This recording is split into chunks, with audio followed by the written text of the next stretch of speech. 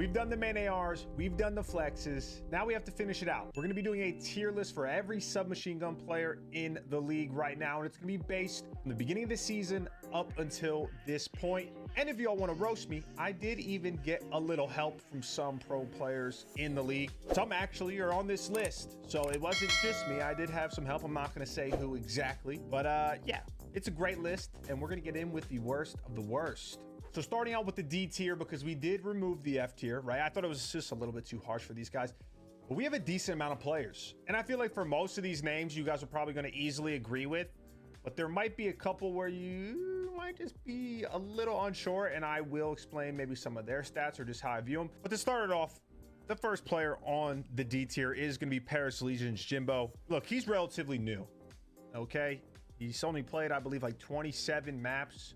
If that, it might even be a little bit less in the CDL.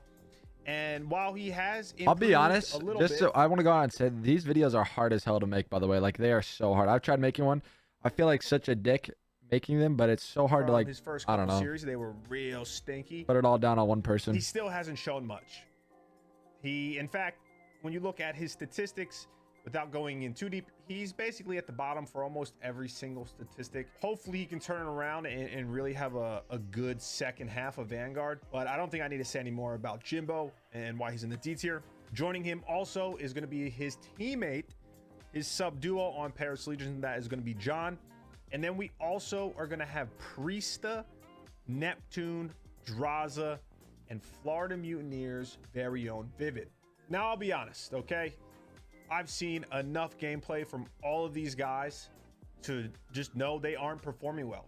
They are not only not passing the eye test in the slightest, okay, with whether it be making a shit ton of crucial mistakes, playing too slow, like not being impactful, but their stats are also amongst the lowest in the league.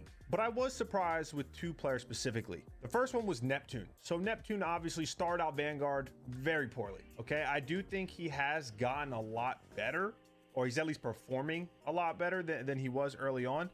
And if you were to look at his stats, they aren't necessarily D tier, okay? I mean, they're not great by any means, but when we look at his overall KD, he's got a 0.95, which ranks him 16 out of the 24 SMG players. His average damage per life is in the bottom half, again at 16, but not at the worst, okay? Like, Jimbo is 24 out of 24. The biggest thing for me, though, that caught my eye, it is every single sub player's team kill percentage. And no, I don't mean literally like how many times they team kill. It's the percentage of kills that they get to their team's total. Ideally, you want everyone to pull their own weight. 25%. Why does Ian's head look way bigger in there? 25%. Looks like he's a bobblehead. Neptune, he ranks dead last, so he's not really getting kills, and he's also not really dying.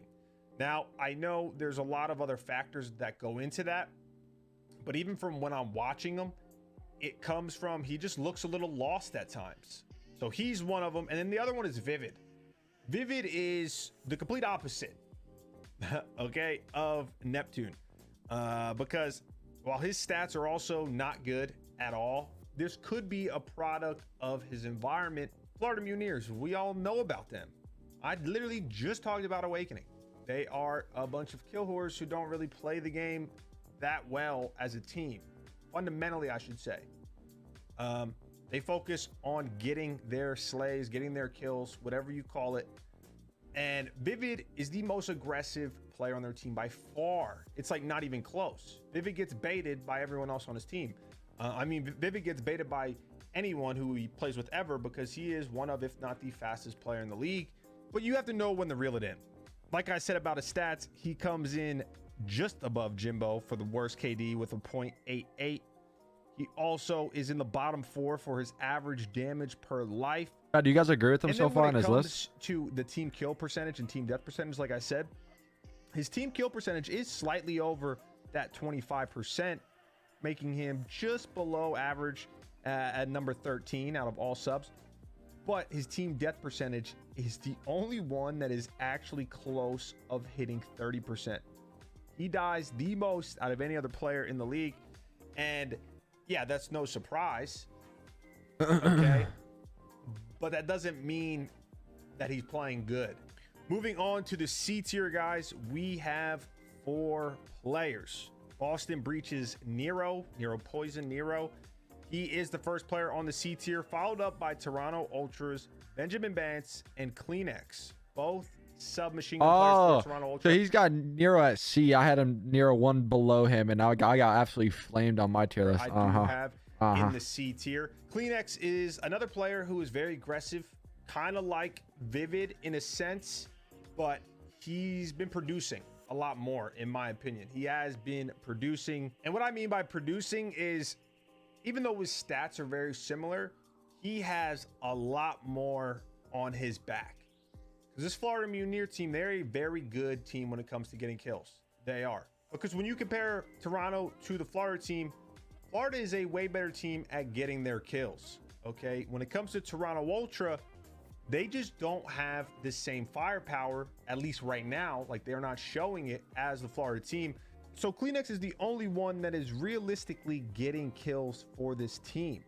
He comes in at number 4 out of all the subs in the team kill percentage. He is one of the 4 subs above the 27% mark, but he's taking not only the super aggressive in your face entry fragger, but he has to get the kills. Whereas Reese's egg, Jack, come on.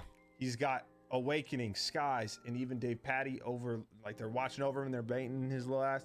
Kleenex, in my opinion, with the eye test, I think is way more impactful, even though he's also a very aggressive player. But enough about him.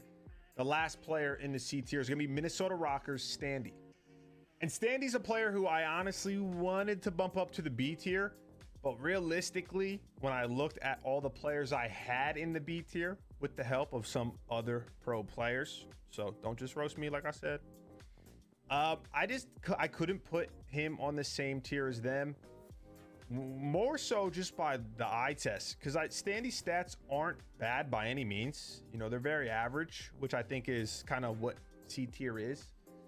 He does have a great mode in S&D, but I feel like that whole Minnesota team just does not help each other. They are the opposite of teammates complementing one another, and it looks to me like, I don't know. You know what? I can't just pin it on him because, like I said, it's all of them. It just looks like all of their play styles hurt one another, in my honest opinion. And so that's also a product of his team. But Standy ends off the C tier. Now we go to the B tier. I'm going to go through these quick. Not really going to talk much stats about these guys. Starting the B tier off, we're going to have Boston Breach's Capsule. Then we got London Royal Ravens Nasty, Seattle Surge's Pred, LAT's Envoy, LAG's Huke, and then London Royal Ravens Afro. So from the B tier, you can see that London has 2 B tier subs on their team right now. One of the reasons why their team has been as successful as they have been is because subs are the most important. I think Afro's A tier. Having 2 good subs is crucial for your team's success, and not many teams have 2 I don't agree with Afro at all. And then for the A tier, this is where it gets interesting. Okay, we are going to start it off with Atlanta Phases Abizi. Okay, Cap is A tier too. He's been a little hit or miss. There's no way so far this year, I'll be honest. There's no way Cap is not A tier. Like, how is Boston getting top 3 and both their subs are B and C tier? It ain't that good. There's no way. Honest with you, technically right now he has an overall KD of a 0.98, which puts him at number 15, which isn't bad. You know, Abizi having like around a 1.0 is crucial, and he's playing good. He has good stats. He's just not playing like the Abizi we're all used to. The crazy thing is, though, even though he hasn't been playing up to his normal standards, I still have him in the A tier. I don't know how I could have him any lower. I think even still right now, he is better than every player that is on the B tier. And I have other pros backing me up, so I know I'm not crazy. Following Abizi, though, we have Seattle Surge's Mac. Look, I did Mac dirty in the Major 1, like, total pro player tier list, but that's because it was 48 players, man. I had missed him, and I was trying to do this weird format. Look, it doesn't matter. Okay, Mac's very underrated. Mac has been fantastic for Seattle. He does a lot of their dirty work. He gets the kills that he needs to get.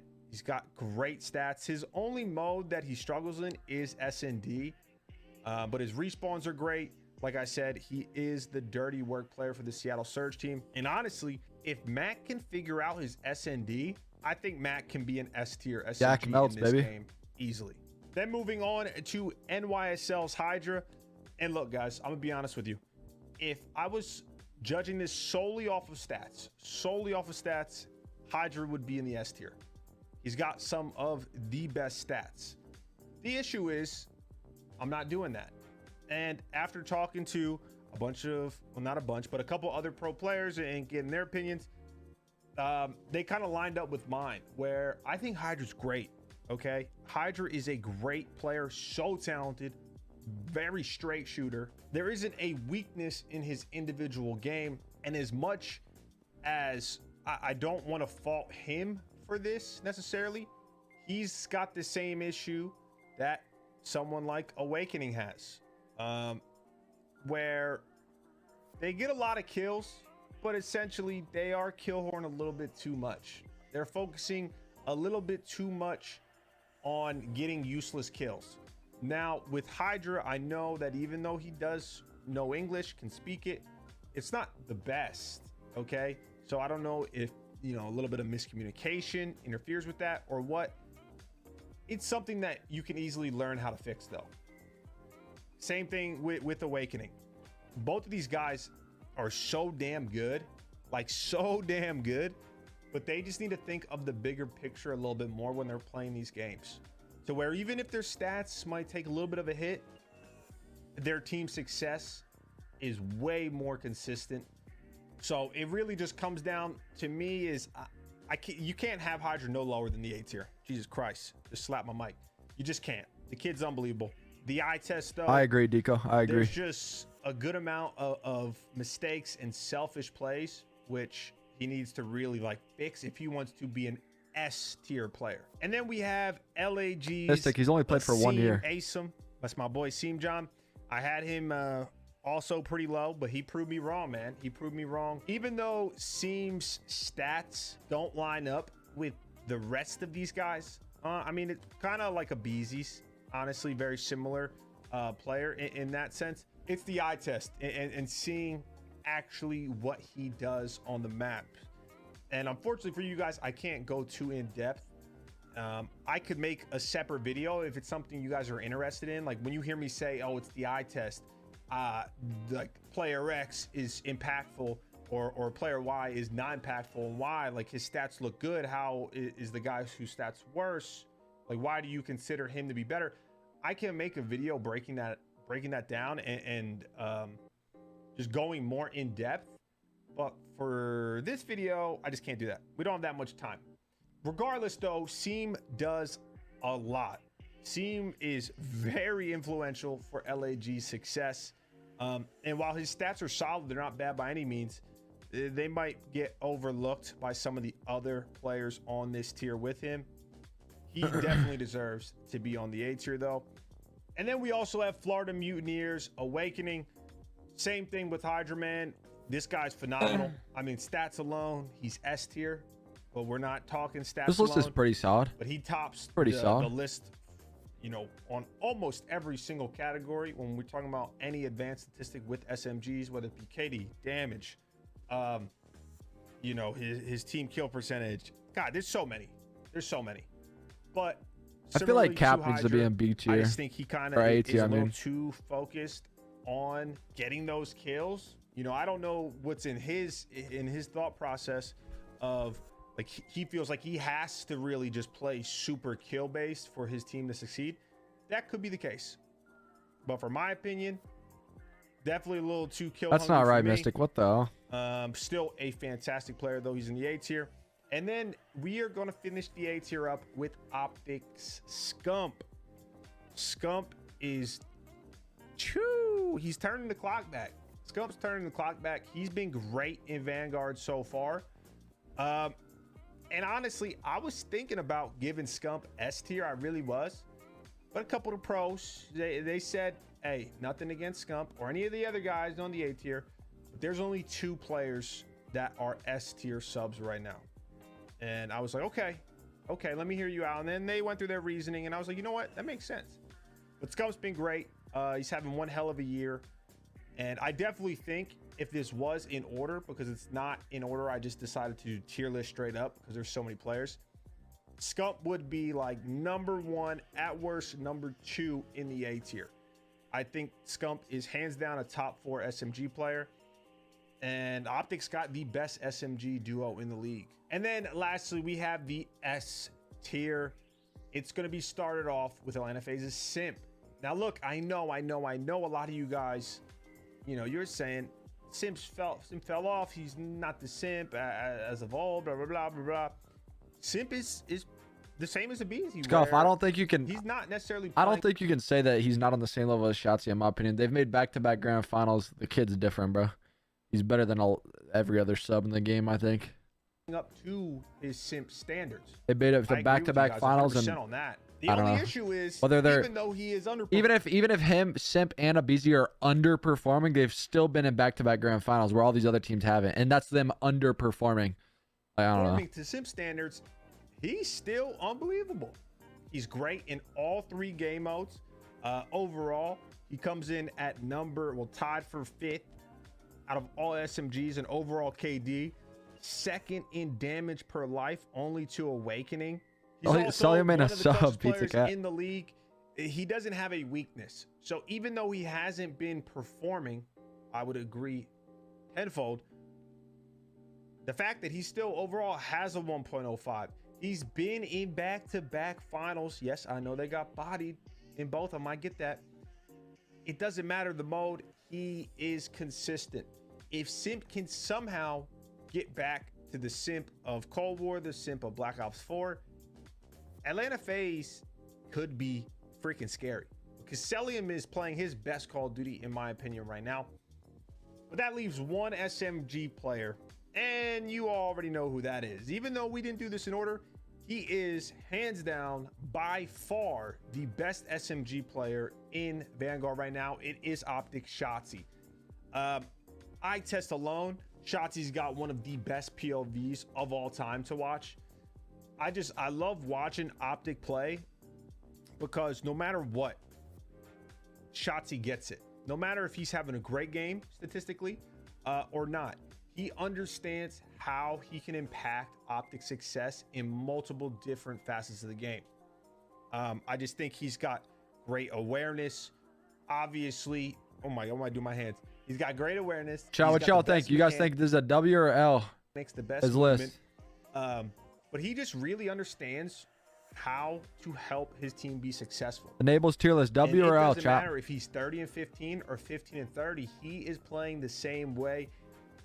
Similarly to Simp. I need everyone, and I mean everyone. 300 people in here. Okay. Whereas W or L. Side note, just because I just thought about this one. W or L on the stream or on the list. Let me know what y'all think.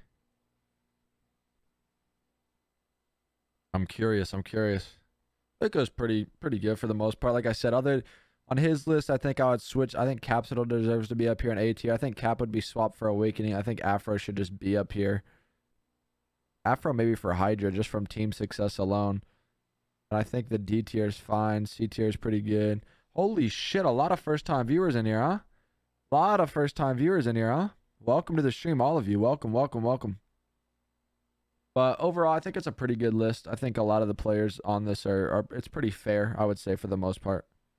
80% W20. Yeah, I mean, that's how a tier list is, right? There's always going to be like fine little tweaks and things where you should maybe swap out players here and there. But I think overall, it's pretty solid list. I was talking about Scump's S&D has been pretty lackluster. That was also one of the other reasons why he wasn't in the S tier. But anyways, back to Shotzzy. But yeah, he's a pleasure to watch. I think he is, like, I really think by far he's the best SMG player in the game. I think he's also the best player in the game. But we're talking strictly about SMGs. So he deserves the top spot. He deserves to be in the S tier. And that's the list, guys. That is all SMG players in their correct tiers. If you want to debate me, well, just don't debate me. But I appreciate the love as always, guys. Don't forget to like, comment, and subscribe. Have a good one. Have a good one. What are they? But these videos like create so much controversy. Like people love fucking talking about everything.